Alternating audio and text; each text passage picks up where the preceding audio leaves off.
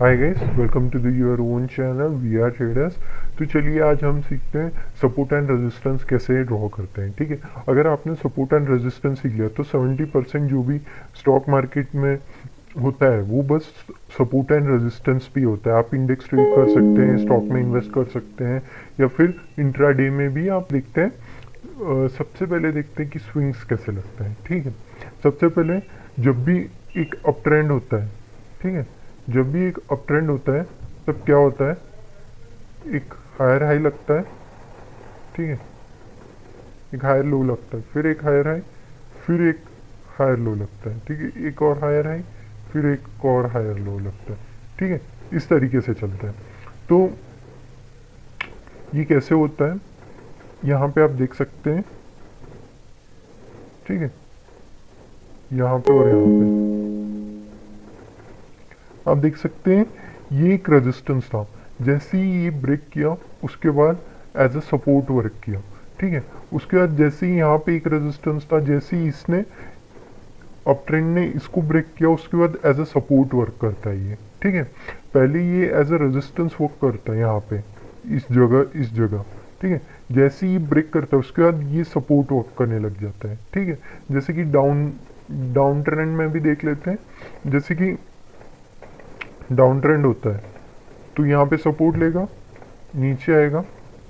ठीक है, उसके बाद क्या होगा, यहाँ तक आएगा, सपोर्ट लेगा, यहाँ पे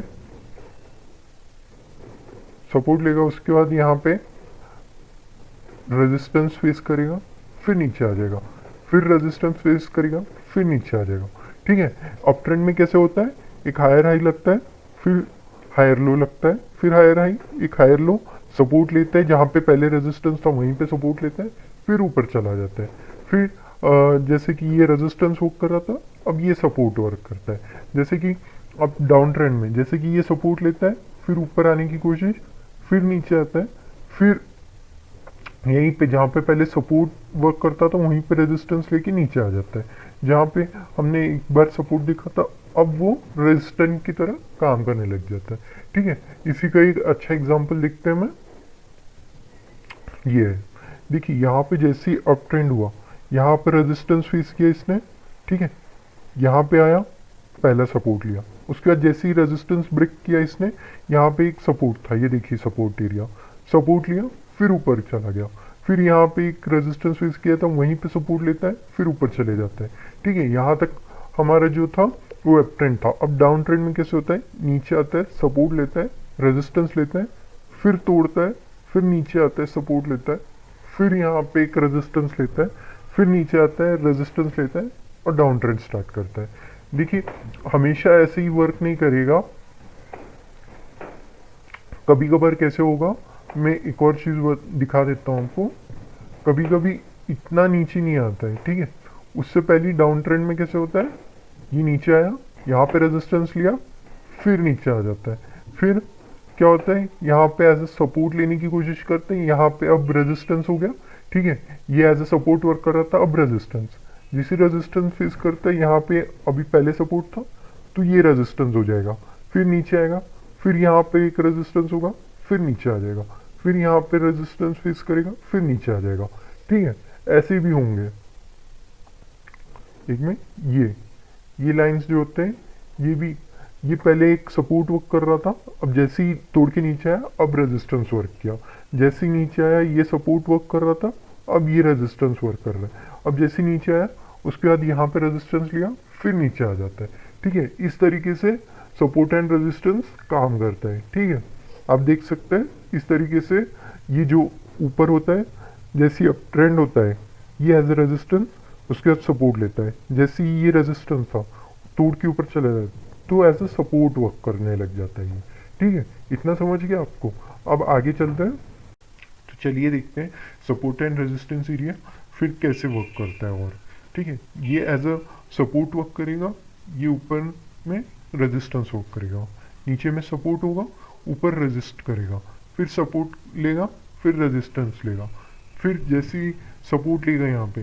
ठीक है, अगर ये ब्रेकआउट करता है और उसके बाद कहीं पे यहाँ पे आके सपोर्ट लेता है तो आपको एक बड़ा मोमेंटम मिल सकता है। ठीक है, ये क्या कर रहा है आप देख सकते हैं, एक ही जगह पे सपोर्ट एंड रेजिस्टेंस लेते हुए ब्रेक करता है, उसके बाद सपोर्ट लेके वन साइडेड मूव देता है, तो बहुत बड़ा मोमेंटम देता है। ये आप देख सकते हैं, ये एज अ डबल टॉप कह सकते हैं आप इसको, ठीक है। ये अगर यहीं पे एक और होता तो ट्रिपल टॉप कहते हैं इसको, ठीक है।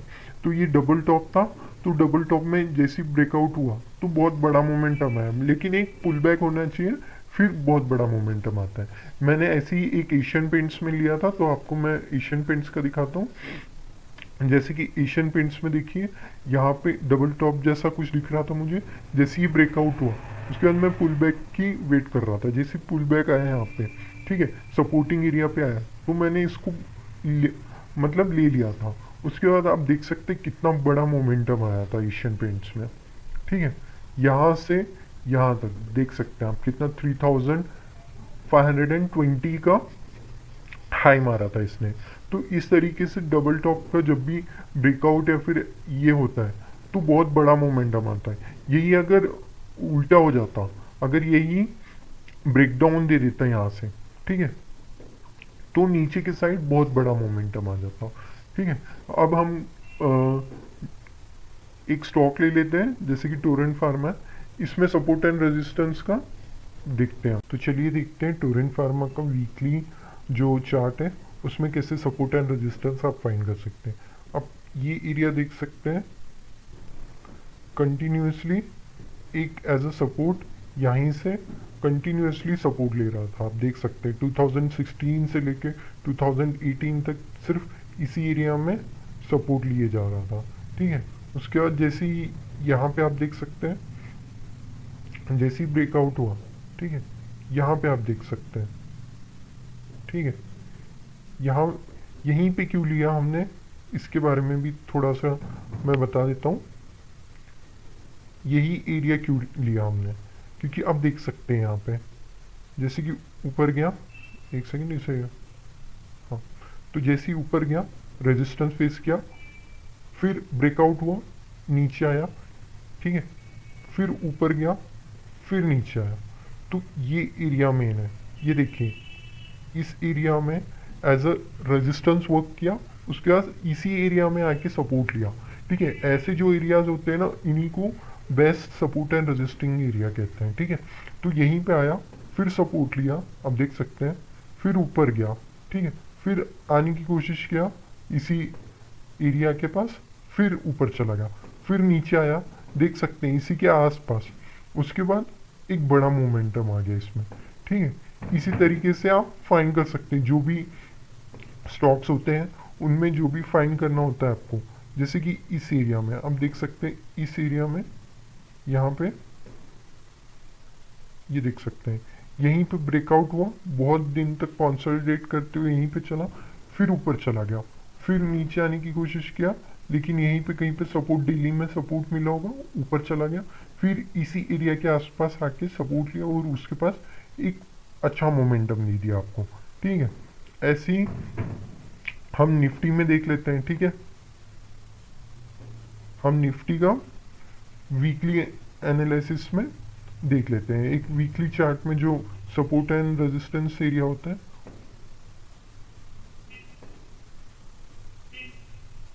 एक सेकेंड,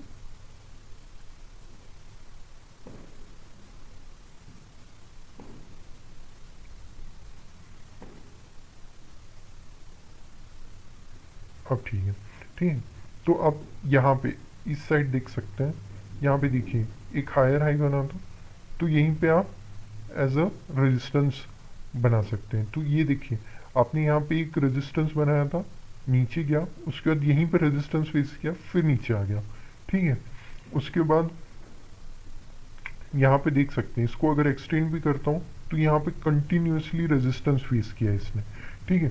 सपोर्टिंग एरियाज की बात करें तो यहाँ पे आप देख सकते हैं कि एक सपोर्टिंग एरिया यहाँ पे फॉर्म हो चुका था।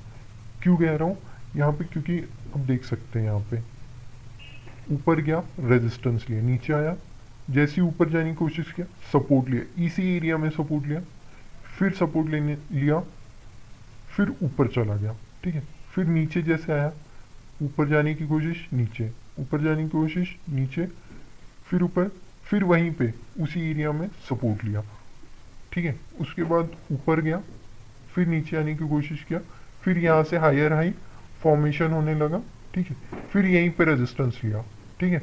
रेजिस्टेंस लेके नीचे आने की कोशिश किया, लेकिन मार्केट सेंटिमेंट अच्छा था। उसके बाद यहीं पे कुछ दिन कंसोलिडेट किया और ब्रेकआउट दिया। ब्रेकआउट देने के बाद भी आप देख सकते हैं कि ब्रेकआउट देने के बाद कितना बड़ा मोमेंटम आया यहाँ पे। कंसोलिडेट पहली बार, यहाँ पे दूसरी बार, यहाँ पे जब भी कहीं पे रेजिस्टेंस एरिया में कंटिन्यूसली वहीं पे अगर टाइम बिताता है तो उसके बाद ब्रेकआउट देता है तो बहुत बड़ा मोमेंटम आता है, ठीक है। आप ये चीज़ देख सकते हैं हमेशा। आप ये भी देख सकते हैं, यहाँ पे देखिए 2015 में यहाँ पे एक हायर हाई बनाया था, ठीक है। एक हाई फॉर्म किया था, वहीं से रेजिस्टेंस लिया, नीचे आया। वहाँ के बाद जैसे ही इसे ब्रेकआउट हुआ, ब्रेकआउट होने के बाद आप देख सकते हैं एक पुल बैक आया, उसके बाद कितना अच्छा मोमेंटम मिला इससे, ठीक है।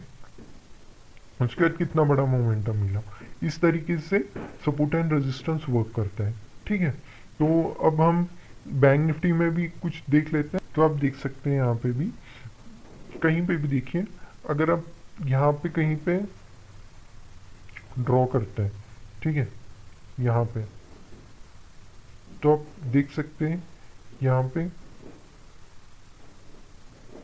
कंटिन्यूसली यहाँ पे रेजिस्टेंस लिया, फिर नीचे आया, फिर यही इसी एरिया में बहुत देर तक कंसोलिडेट किया, फिर आया यहाँ पे पुल बैक लिया फिर एक बड़ा मोमेंटम किया, फिर नीचे आया, फिर यहाँ यहीं पे सपोर्ट लिया, फिर ऊपर चला गया, ठीक है। उसके बाद एक हायर हाई बनाया, यहाँ पे डबल बॉटम पैटर्न बोलते हैं। तो यहाँ पे एक देखिए डबल बॉटम बनाया इसने, ठीक है, डबल बॉटम बनाया, फिर नीचे आया इसी एरिया के आसपास, फिर सपोर्ट लेके ऊपर आया, ठीक है। उसके बाद ये बुलिश कैंडल देख सकते हैं, जैसे ब्रेकआउट हुआ उसके बाद धीरे धीरे धीरे कंसोलिडेट किया, फिर ऊपर आने की कोशिश किया, बट ऊपर जाने के बाद फिर इसको एक्सटेंड कर देते हैं। तो आप देख सकते हैं यहाँ पे डबल बॉटम बना था, इसी जगह पे सपोर्ट लिया, फिर से सपोर्ट लेने के बाद कितना बड़ा मोमेंटम बहुत क्विकली आ गया, देखिए बहुत जल्दी आ गया, इतना बड़ा मोमेंटम कितने जल्दी आ गया। मार्च में था, सितंबर तक आ गया था, लेकिन वही चीज़ यहाँ पे जब पुल बैक नहीं आया था, वही हायर हाई कितना बड़ा हाई किया था, बट कितना ज़्यादा टाइम ले लिया था, आप ये देखिए मई से फरवरी तक लिया था। और यही चीज़ इसमें टाइम ड्यूरेशन कितना कम था, इसमें मार्च से सितंबर तक लेके गया था ये, ठीक है।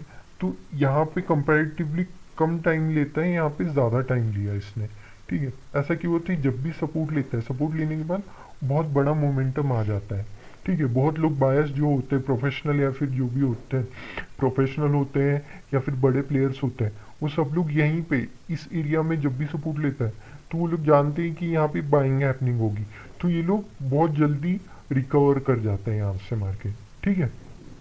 इस तरीके से सपोर्ट एंड रेजिस्टेंस वर्क करता है। मैं आपको थोड़े और बताता हूँ। तो चलिए गए स्टॉक, अब टाटा मोटर्स का भी थोड़ा स्टॉक देख लेते हैं। जब ये 2015 की बात है, ठीक है, 2015 से लेके 2019 तक, ठीक है, ये डेली चार्ट है। तो आप देख सकते हैं यहाँ पे एक हायर हाई बनाया था, जैसे ही ये फेल हुआ, ठीक है, डबल टॉप बोल सकते हैं आप एक तरीके से इसको, नीचे आया, ठीक है, यहाँ पे सपोर्ट लिया, ऊपर गया, फिर इसी एरिया में आके कितना अच्छा सपोर्टिंग एरिया करके लेके ऊपर चला गया। यहाँ पे आप देख सकते हैं ट्रिपल टॉप कहते हैं इसको, ट्रिपल टॉप आने के बाद नीचे आया, नीचे आने के बाद ये एक पहली बार सपोर्ट लिया था, यहाँ पे भी आप देख सकते हैं इसको एक्सटेंड करने के बाद ये एक सपोर्टिंग एरिया बन गया था, ठीक है। जैसे यहीं पे एक सपोर्ट लिया, फिर एक बड़ा मोमेंटम, फिर नीचे आया, फिर एक सपोर्ट लिया, ऊपर आया, ठीक है। यहीं पे इसी एरिया में हमेशा सपोर्ट लेते रहा, ठीक है। उसके बाद जैसे ही इस एरिया को देख सकते हैं आप, एज ए रेजिस्टेंस काम कर रहा था, तो यहाँ पे रेजिस्टेंस लिया, फिर नीचे आया, फिर सपोर्ट लेने की कोशिश किया, फिर रेजिस्टेंस लिया, यहाँ पे दो बार रेजिस्टेंस लिया, इसलिए इसको डबल टॉप कहते हैं। फिर डबल टॉप आने के बाद फिर नीचे आ गया, फिर नीचे आने के बाद आप देख सकते हैं कितने देर तक कंसोलिडेट किया, फिर ऊपर आने की कोशिश किया। यहाँ पे पहले डबल टॉप फॉर्मेशन हो गया था, यहाँ पे ट्रिपल टॉप आ गया, उसके बाद नीचे आया। नीचे आने के बाद आप देख सकते हैं यहाँ पे एज ए सपोर्ट वर्क कर रहा था, नीचे आने के बाद एज ए रेजिस्टेंस वर्क करने लग गया। और यहाँ पे आप जानते हैं 2 बार सपोर्ट वर्क कर रहा था, यहाँ पे तीसरी बार भी सपोर्ट लिया। उसके बाद जैसी 4th टाइम जो भी चीज़ आती है, जब भी 4th टाइम टेस्ट करता है मार्केट रेजिस्टेंस को, तो वो हमेशा टूट ही जाते हैं। प्रोबेबिलिटी ज़्यादातर यही होती है कि 3 बार से ज़्यादा टेस्ट होता है तो वो चौथी बार ब्रेक हो ही जाता है, ठीक है। उसके बाद ब्रेक होने के बाद ये एज ए रेजिस्टेंस वर्क करने लग गया, ठीक है। इसी तरीके से सपोर्ट एंड रेजिस्टेंस आप ड्रॉ कर सकते हैं। और अगर आपको सपोर्ट एंड रेजिस्टेंस आ गया तो मैं आपको बता सकता हूँ कि 70% आप शेयर मार्केट सीख गए, क्योंकि जो भी शेयर मार्केट में होता है, जो भी आप इन्वेस्टिंग करते हैं या फिर प्रोफेशनल करते हैं, वो सपोर्ट एंड रेजिस्टेंस पे ही सबसे ज़्यादा वर्क करते हैं। और सपोर्ट एंड रेजिस्टेंस बहुत ज़्यादा इंपॉर्टेंट है आपके लिए। सबसे पहले जो बेसिक्स है वो सपोर्ट एंड रेजिस्टेंस है, तो आप सबसे पहले इन चीज़ों को समझिए। अगर आपको कुछ समझ में नहीं आता तो कमेंट कीजिए कि आपको नहीं समझा, तो मैं एक और वीडियो बना दूंगा सपोर्ट एंड रेजिस्टेंस के लिए। अगर आपको ठीक से नहीं समझा कुछ तो आप मुझे पूछ लीजिएगा, ठीक है। अगर आपको मेरा वीडियो अच्छा लगा हो तो प्लीज़ लाइक सब्सक्राइब कर दीजिए और शेयर कर दीजिए। और अगर बहुत अच्छा लगा हो तो प्लीज़ सब्सक्राइब कर दीजिएगा मेरे चैनल को। आज के लिए इतना ही। Thank you.